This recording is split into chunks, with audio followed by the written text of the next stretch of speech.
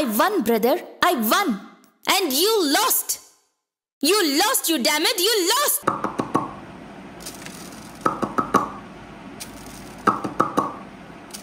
मैं समझ गया, ये दाना डाला जा रहा है, मैंने भी डाल दिया अपनी तरफ से। ये स्क्रिप्ट है, मैं समझ गया, लड़कों की स्क्रिप्ट है ये ऑस्ट्रेलिया वाली स्क्रिप्ट अपना रहे हैं कि वर्ल्ड कप से पहले सबको लगे कि नहीं कुछ नहीं आता कुछ नहीं आता, और वर्ल्ड कप में एकदम से निकलते निकलते मैं समझ गया। ये मैंने अपनी तरफ से दाना बिछा दिया है, जाल मैं भी खरीदने जा रहा हूँ, वर्ल्ड कप में जाल भी बिछाऊंगा। आप लोग देखना, लड़के कुछ ना कुछ करेंगे, क्योंकि मेरे पास यही मौका है, एक यही तरीका है मेरे पास डिफीट को दोबारा से एक्सप्लेन करने का। क्योंकि एस्थेटिक्स तो इस तरह चल रही है सोशल मीडिया पे कि ऐसा लग रहा है कि हम शायद वर्ल्ड कप जीत गए हैं, और साथ में लड़के कह रहे हैं, बच्चे कह रहे हैं कि भाई वी लॉस्ट द मैच, बस this 4 from Babar Azam was worth it. वो वही मैच जीत चुके हैं, वो कह रहे हैं कि भाई हमने बाबर आजम का चौका देख लिया, हम गीले हो गए। वो बच्चे ऐसा कह रहे हैं, लेकिन हम मैच हार गए। तो मुझे ऐसा लग रहा है कि ये हमारी ट्रिक हो सकती है कि दुनिया को लग रहा है कि हम वर्ल्ड कप में कुछ नहीं करेंगे। नसीम की सुताई, आमिर की सुताई, आजम खान की कीपिंग देखें आप, और वह इफ्ती चाचा की बैटिंग देखें, शादाब का डब्बा देखें, तो मुझे ऐसा ही फील हो रहा है कि ये हमारी प्लानिंग हो रही है कि हम वर्ल्ड कप में कुछ करके दिखाएंगे। आप देखना, मतलब मैं भी कितना ही डिफेंड कर सकता हूँ, सपोर्ट कर सकता हूँ, मुझे बताओ।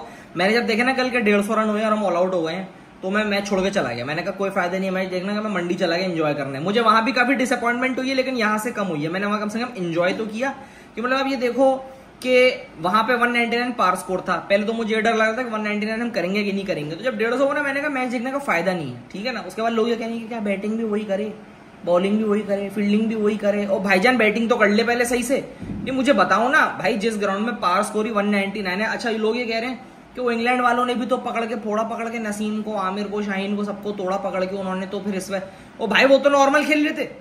199 तो पार स्कोर है, वहां पे वहां ऐसे रन बनते हैं भाई। उन्होंने सही खेला, 10 के रन रेट से खेल रहे थे, हमने स्लो खेला, हम हो गए हैं। अब मुझे ये समझ नहीं आ रहा मैं इसको डिफेंड कैसे करूं, क्योंकि कल फुल जान मारी गई थी, कल शक्लें बता रही थी फुल जान मारी गई है। कल विकटे शिकटे लेके भी फुल बताएगा क्या नहीं आ, हम लोग जोश में ये गए। लेकिन मैच तो बढ़ चुका था ना 6 ओवर में। 6 ओवर में जब मैच ही बढ़ गया, आगे क्या ही कर सकता है बंदा। सबसे पहले तुम वो देखो, पहले इंग्लैंड की बॉलिंग, मार्कवुड की बॉलें खेली नहीं जा रही इनसे पावर प्ले में। रिजवान खड़े हुए थे, मार्कवुड की बॉलें समझ नहीं आ रही थी, पर जॉफर आर्चर के इन स्विंगर चेक करो जरा, जो रिजवान ने पीछे खेला है, खेलना वो कहीं और चाह रहे थे, चलिए पीछे गए। तुम इन स्विंगर देखो, तुम बॉलिंग देखो उनकी भाई। मैं कह रहा हूँ भाई, जॉफर आर्चर की मैंने बोला कि कमर शार्ट हो जाए, लग रहा है उसकी कमर शार्ट हो जाए, लोग मेरे पे चढ़ गए कि तू जॉफर आर्चर को क्या मतलब इतनी मुश्किलों से वापस आया। अबे भाई ये वापस आ गया तो तुम कहीं के नहीं रहोगे, इसको निकालो। ये अभी ऐसा कर रहा है, वर्ल्ड कप में क्या करेगा हमारे साथ, तुम ये भी तो देखो। खैर मैच तो हम हार गए, मैं क्या ही बोल सकता हूँ, मैं तो चुप करके बैठा हूँ, क्योंकि मैं जब कुछ बोलता हूँ लोग कहते हैं तेरी वजह से हारे, मैं तो कुछ बोला ही नहीं। अब तुम देख लो क्या कर सकते हैं, चाचा है उनसे रन नहीं हो रहे। आजम खान को मार्कवुड ने क्या बकरी की है, आजम खान को बॉल भी नजर नहीं है। मैं तो कहना चाहता हूँ आजम खान से कि देखो उस्ताद, तुम ना कैरेबियन प्रीमियर लीग में रन कर लो, तुम PSL VSL में चल जाओ। यहाँ पे 20 मैचों में से एक में चलने का फायदा नहीं, क्योंकि वो मार्कवुड की बॉलें समझ नहीं है। वर्ल्ड कप में मिचेल स्टार्क आएगा, पैट कमिंस होंगे, मिचेल स्टार्क होंगे, वो और खतरनाक चीज है। तो तुम ना ही करो तो बेहतर है, इज्जत बचा के साइड हो जाए, क्योंकि कीपिंग भी तुमने देख ली कैसी थी। जब रिजवान बैठे हुए टीम के अंदर, फिर आजम खान कीपिंग कर रहे हैं, कैचेस वैचेस फुल छूट रहे हैं, मंडी के फुल पार्टियां चल रही हैं, पार्टियां। आज रात को जा रहे हैं US जा रहे हैं वैसे सारे लड़के, तो खत्म हो गई है। मतलब यार क्या बोल सकते हैं, अब रीलें चल रही हैं, वही एस्थेटिक्स आ रही हैं, टाइट करके एस्थेटिक्स आ रही हैं सोशल मीडिया के ऊपर।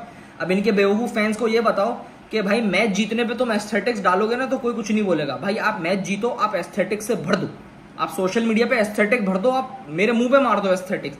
हारे हुए मैच की कौन सी एस्थेटिक्स होती हैं, हारे हुए मैच की एस्थेटिक्स कहां से आ रही है, मुझे पहले ये बता दो कि भाई हारे हुए मैच की एस्थेटिक कौन बनाता है। और साथ में कैप्शन भी डाल रहे हैं, मतलब आप बेगैरती का लेवल चेक करो इस वक्त क्या हुआ है।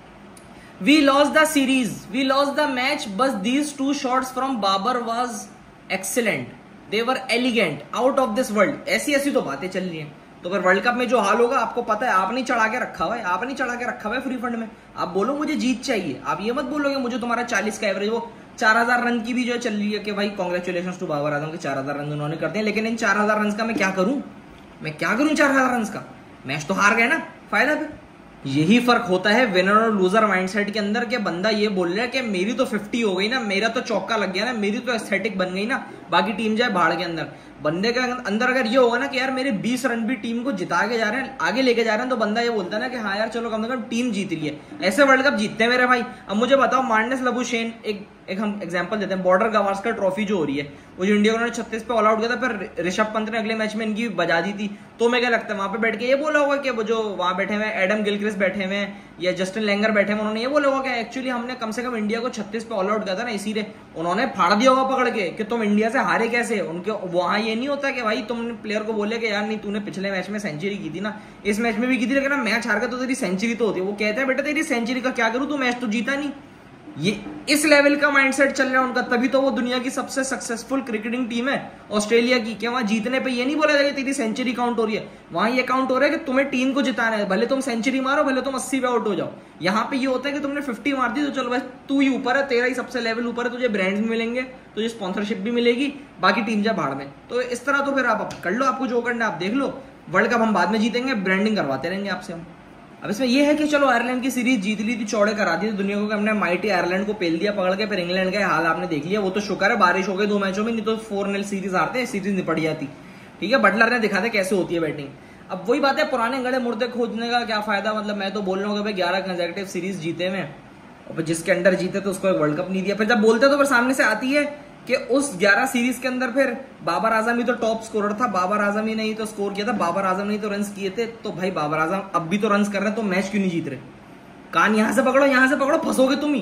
कि मतलब अगर बाबर आजम उन 11 कंसेक्यूटिव सीरीज जो हम जीते तो उनमें अगर बाबर आजम के सबसे ज्यादा रन थे, तो रन तो अभी भी आ रहे हैं, रिजवान के भी आ रहे हैं, तो सीरीज क्यों नहीं जीत रहे।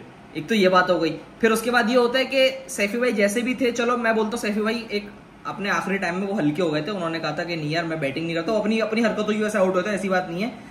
तो सैफी भाई कम से कम जिम्बाब्वे से तो नहीं हारे थे, वो कम से कम अफगानिस्तान से तो नहीं हारे थे वर्ल्ड कप में, वो कम से कम आयरलैंड से तो नहीं हारे थे, वो न्यूजीलैंड की डी टीमों से सीरीज थोड़ी हारे थे। ऐसा भी नहीं है ना। अब तो वही बात है, तुम कान यहां से पकड़ो, यहां से पकड़ो, इस बार फंसोगे तुम ही, भाग कहीं नहीं सकते तुम।